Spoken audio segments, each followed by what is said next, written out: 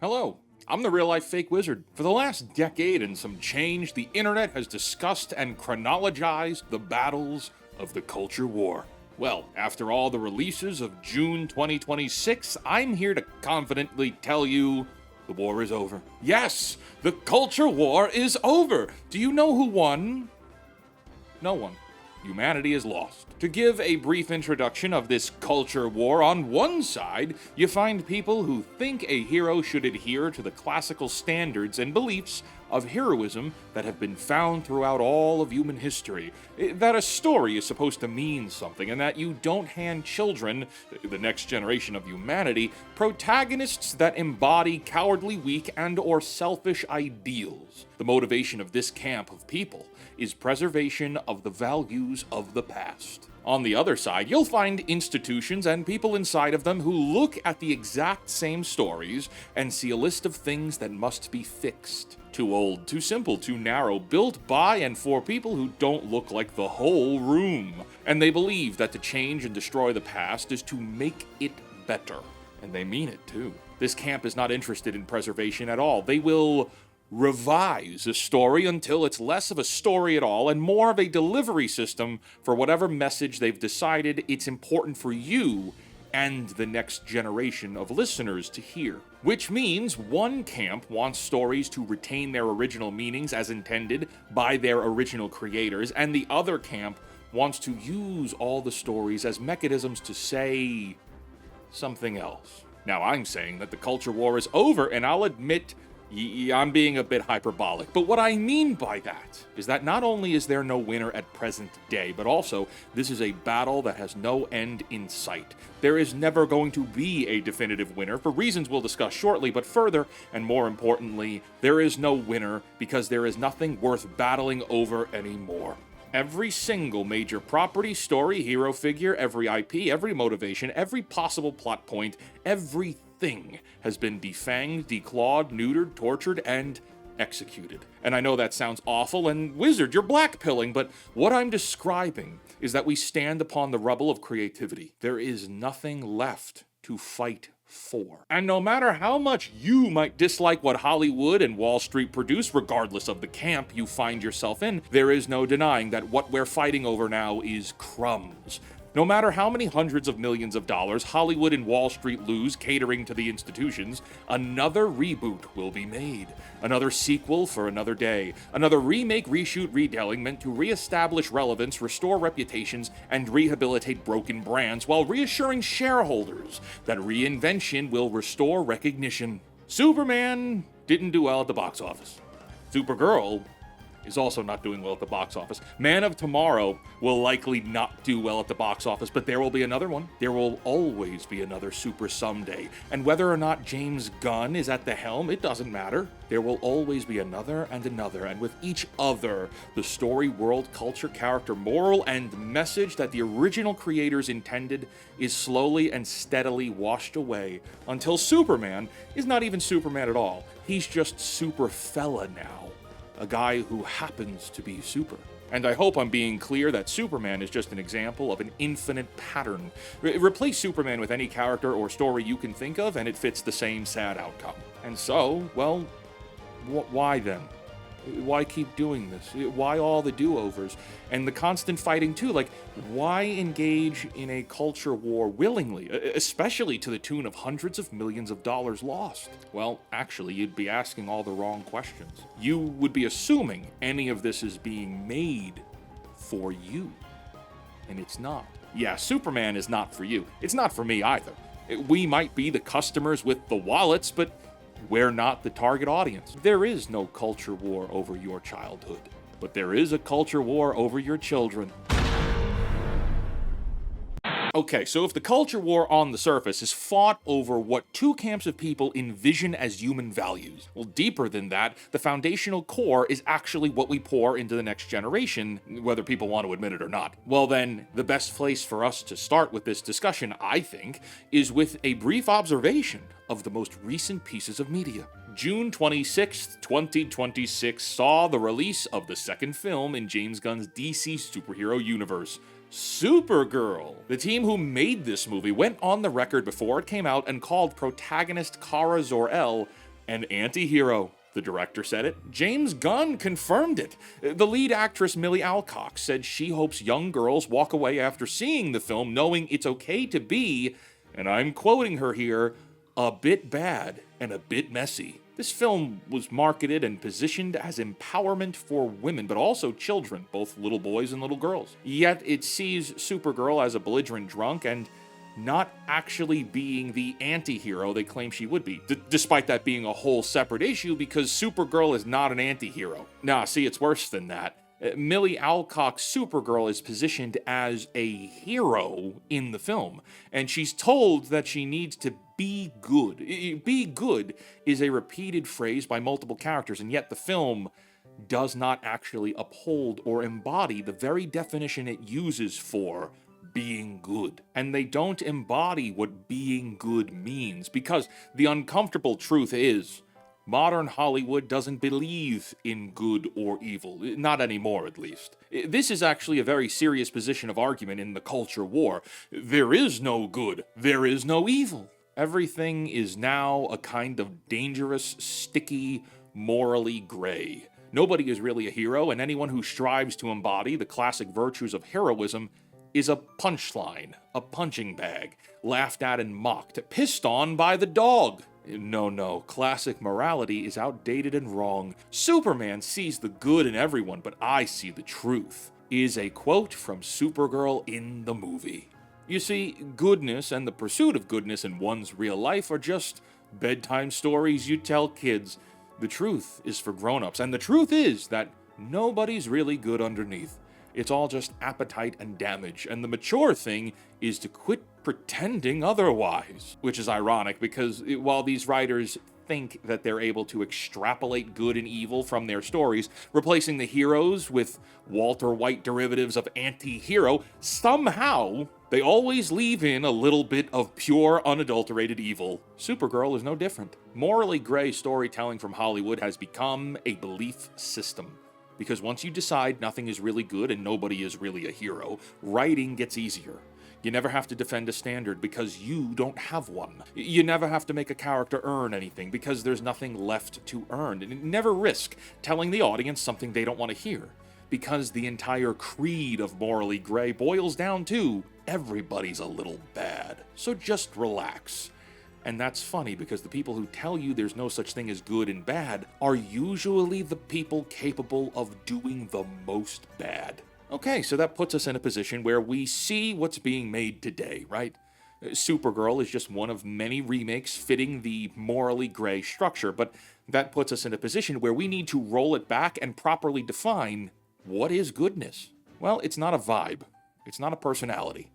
Aristotle defined goodness around 340 BC as that which aligns with human flourishing, the pursuit of ultimate happiness, or the word he used, which was eudaimonia, living a life of purpose, meaning, and rational activity in accordance with virtue, rather than simply chasing temporary pleasures. Conversely, evil, as noted later by Augustine and then Aquinas, is not necessarily an opposing force, at least not always. Evil is more of a deficiency or separation from goodness. Which means for you to be good requires active participation, choosing to do the right thing despite how hard it might be. And so that leads us to courage, right? You must actively be courageous in order to pursue goodness.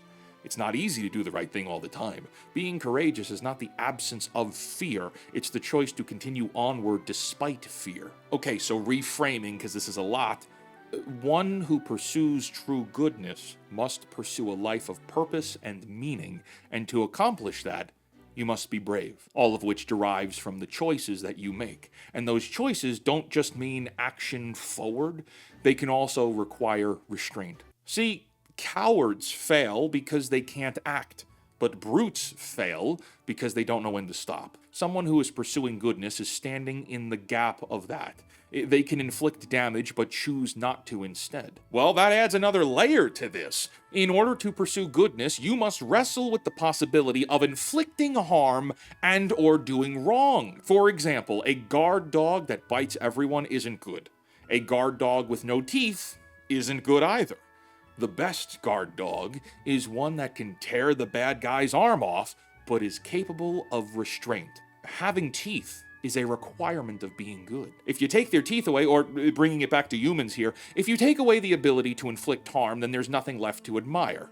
You're just harmless, and if you are harmless, you cannot be all good, because as we said, to be good means you must actively choose to do the right thing. Those who have swords and know how to use them, but keep them sheathed, will inherit the world. Goodness is not harmlessness.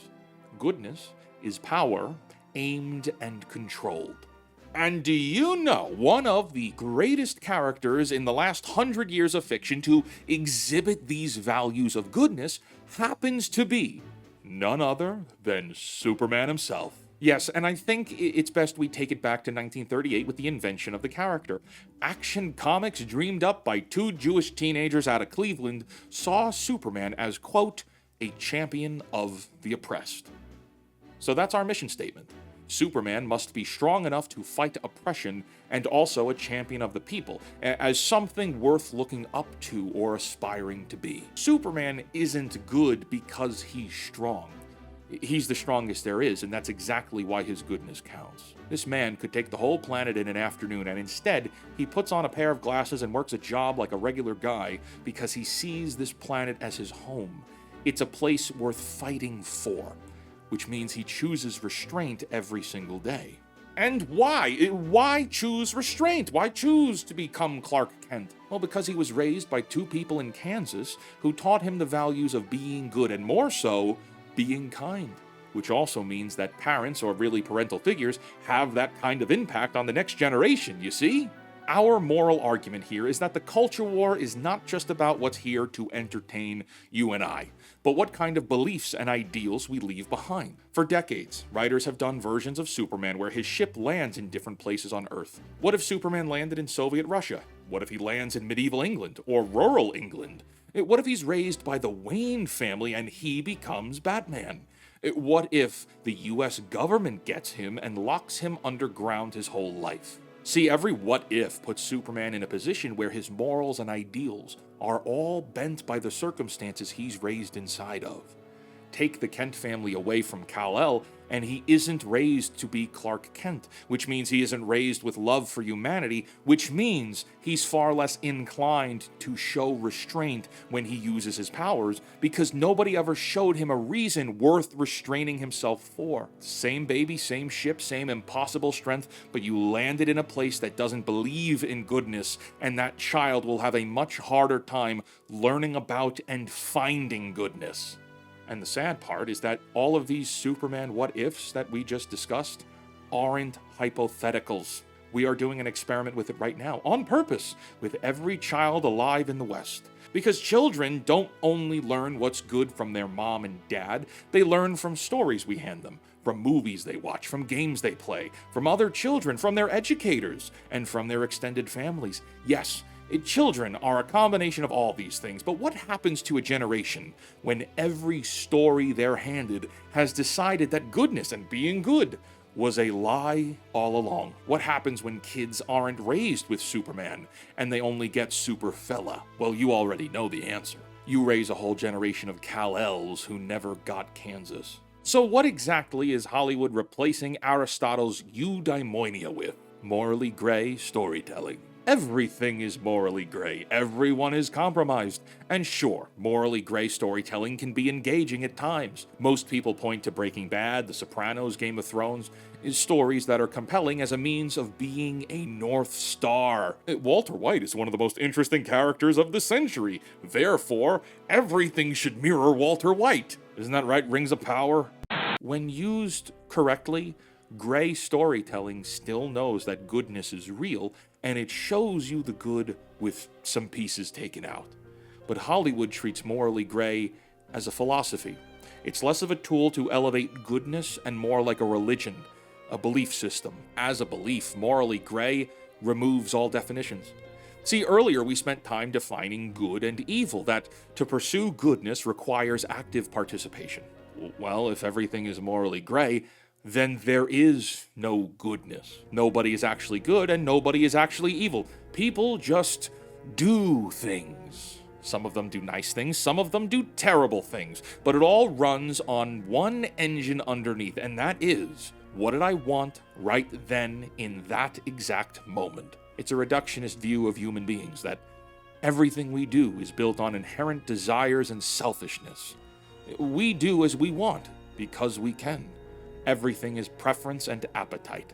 And as we said before, if nothing is really good and there aren't really heroes, then there is no standard to defend because you have no standards. There is nothing to earn, nothing really to overcome, because nobody set a bar anywhere for anyone to clear. Nobody has to be brave, since bravery was just a preference too. There's no hard right and no easy wrong. There's only the easy thing and the slightly less easy thing. And someone picking one over the other isn't a victory, it's just a mood. And what's interesting inside of this morally gray belief is how everyone points to Walter White as being a morally gray character. No, he's a villain. He's a bad guy. So is Tony Soprano. In Game of Thrones, almost everyone is villainous, and we find all of them interesting because bad people are interesting. A great villain is one of the best things a story can put in front of you. It just so happens that all of these stories have villains as the protagonists. There is no spectrum of grayness here. But look at what happens. If you take away good and evil from your story, then all that's left is bad guys. Let's go back to Supergirl, a film that dearly wants its protagonists to exist in a world that is morally gray, and yet the villain is anything but morally gray. Krem of the Brigands is a representation of pure internet fantasy evil. The only thing missing on this guy was a mustache that he could twirl. He has child brides in cages. He believes in eugenics. He's a bloodthirsty murderer, constantly seen on screen eating like an animal. So he's disgusting. He looks disgusting too. His men are also all disgusting. And there is no characterization, no depth, and no reason to see him as anything other than a checklist of everything a chronically online person thinks that evil looks like. Every box is ticked, every atrocity stacked, until he's so irredeemably vile that the only moral response becomes to kill him. And that is like a tell in poker. A screenwriter who actually believed in the gray, who actually thought good and evil are childish concepts, wouldn't need to.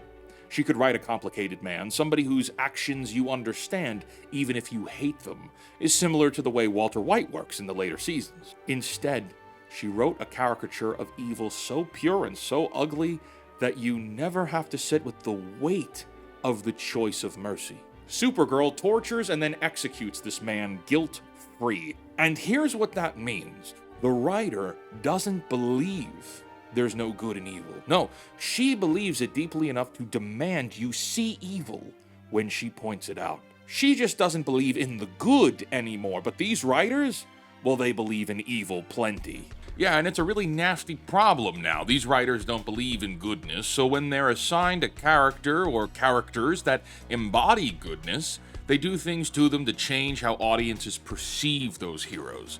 Sometimes it's by making them the butt of every joke. Sometimes it's by deconstructing them. But overall, this is one that's really key because you already have emotional attachments to those heroes from their past iterations. The changes that are being made in today's adaptations are not for you. They are to redefine how heroes are perceived by your children specifically. Masters of the Universe sees Adam as the absolute butt of every joke. Every moment that he starts to get agency, we see him pulled back down so the writers can say, no, you're He-Man. He-Man is stupid and embarrassing. We need to make sure the audience laughs at you and not with you. His companion and mentor, Man-at-Arms, is reduced to a toxic masculinity talking point. A belligerent drunk who confesses that his daughter is the soldier he wishes he could have been. Toy Story 5 tells 4 stories in one that all converge at the end. One of which is the story with Buzz and Woody as they chase after Jessie. Well, Woody, despite being the main protagonist of the series, has nothing to do here other than get mocked, made fun of, chewed on, and sidestepped the entire film. Buzz, who spent the previous 4 movies being a brave leader for the toys, is a gender role swapped and reduced to being is gender role swapped and reduced to being a timid coward too afraid to propose to Jesse. So she has to do it for him. And when she kisses him, his leg pops like a swooning girl in a 50s cartoon. And when they get married, it's Buzz who walks down the aisle. Isn't it funny?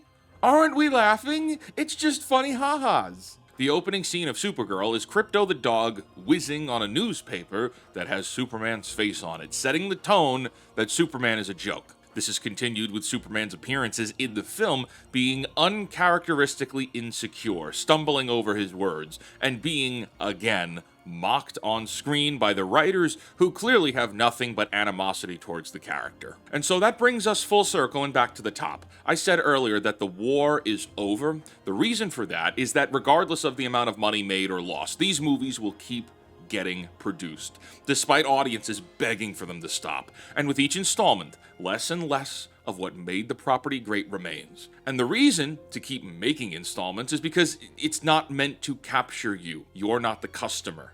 You already experienced real He-Man, real Buzz and Woody. You know the real Superman. You were there when the original stories were told. What is being made now is to give your children a different worldview than what you have today. And you may say, Wizard, these are box office bombs. No one is seeing these. Yes, that's true, but they are getting lots of views on streaming. And so whereas you had Luke Skywalker, Indiana Jones, Superman, Batman, Spider-Man, X-Men, Thundercats, Hercules, Tarzan, Frodo and Sam, kids today have no original to measure against. Firstly, because they look at original Star Wars and they say, ew, that looks old. That's my mom and dad's movies. That's grandpa's movies. Yeah, that's number one. Everything has aged and kids are fickle, which means one side is coming to this culture war with a vulnerability, a hole in the armor. Stories of the past are bound to the past. And secondly, because what was made for the children of today is a feminized Buzz Lightyear. What's made for them is Superman getting mocked and belittled, and Woody getting mocked and belittled. He-Man is a joke. Lilo and Stitch made $1 billion in 2025 and saw Nani abandon the family for college. The aliens are bad guys. The whole found family arc of the original animated film has been destroyed in the remake. Avatar: The Last Airbender is one of the greatest fantasy stories put to screen. Zuko's redemption arc is fantastic. Well, the live-action replacement, not remake, replacement, from Netflix undermines everything that made the original great at every single level. See, it's everything. It's everywhere. Not even Avatar from Nickelodeon could survive. Every story of every time is on the table, just waiting for a hope-devoid writer to get their grubby hands on it. And because the kids have nothing to compare against, they don't feel the downgrade, because you can't miss a thing you never knew existed. The emasculated versions of heroes don't feel like deflation because they never saw the peak. For them, Superman getting pissed on by a dog is the baseline. And it runs deeper than any single character because they're not just setting a child's idea of Buzz Lightyear or Superman or Luke Skywalker or Aang. They're setting the child's idea of heroes, period. Now consider what we said in part 1. If goodness is power aimed and controlled, then a hero is a dangerous thing that chooses mercy. If every hero a kid meets between ages 3 and 13 is an insecure, fumbling, bumbling, declawed idiot that must be apologized for, our hero quietly stops meaning the guy who learns to choose to be good. No, heroes are just jesters with superpowers, and at that point, all emotional attachment and meaning is lost. You don't have to teach a child to sneer at heroism. You just have to make sure they never once see the real thing, and then they themselves will not have any heroes to compare their own lives to. Nothing for them to aim at. What do you get on the other end of where there are no heroes? You get morally gray monsters. Augustine had a word for this 1600 years ago, and it's something we discussed before. Privation. Evil doesn't build. It doesn't need to.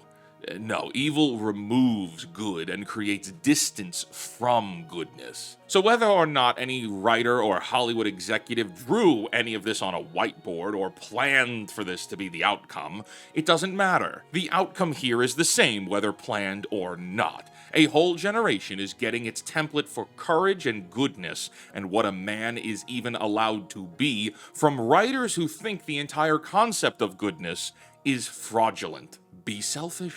Because if you could be selfish, or if we can indoctrinate your children to be selfish, it allows us to get away with being selfish. Because the people to challenge the selfish aren't there to know that being selfish is antithetical to being good. Today's media is not being made for you. It is being made to erase you. At this point, I know many of you might find that what we've discussed here today seems hopeless and black-pilled, and I know that because I read many of your comments, but I'd like to resolve our discussion here with a call to action. I said earlier that the culture war was over and that you lost, and it's because stories are being told today that dismantle the value of stories across all of human history. This is not going to stop. They are making hundreds more even right this very minute. It doesn't matter if you personally are not seeing them. Some people are. And if they're normies, they're walking away thinking they have a grasp on who Supergirl is. They see Rings of Power, and they think they understand Tolkien. They'll see the upcoming Narnia remake with a female Aslan the Lion that takes place in the era of rock and roll from Greta Gerwig, and think they have a grasp on C.S. Lewis. It's never going to stop. So no, we lost the war, but the truth is we were never going to win that fight. They're too powerful. They own too much. We've given too many chances and too many freebies. The war over the studios, over Hollywood, over movies and TV and entertainment, over who gets to hold the pen on Superman this year, that war was never winnable, and it was never the war that actually mattered. I told you at the very beginning, there is no culture war over you. There is a culture war over your children, and that war rages on. And that's one that you could still win. And the fight is not out there, it's not in the comments section or the box office. It's in your house, with your own kids. It's with your families, your nieces and nephews, your friends, your communities. We spent this whole video proving one thing above all the rest. Superman is not Superman because of Krypton. He is Superman because of Kansas. Because two people on a farm bothered to raise a deity to be confident and kind. It's your job to be Kansas. It is up to you to be the Kent family for the next generation, for the current generation. We turn to entertainment as a means of finding values worth embodying in our own lives, and it is time to start living them today, to be there for each other, to be a better father, a better brother, better son, better mother, sister, daughter, a better friend. You know the truth.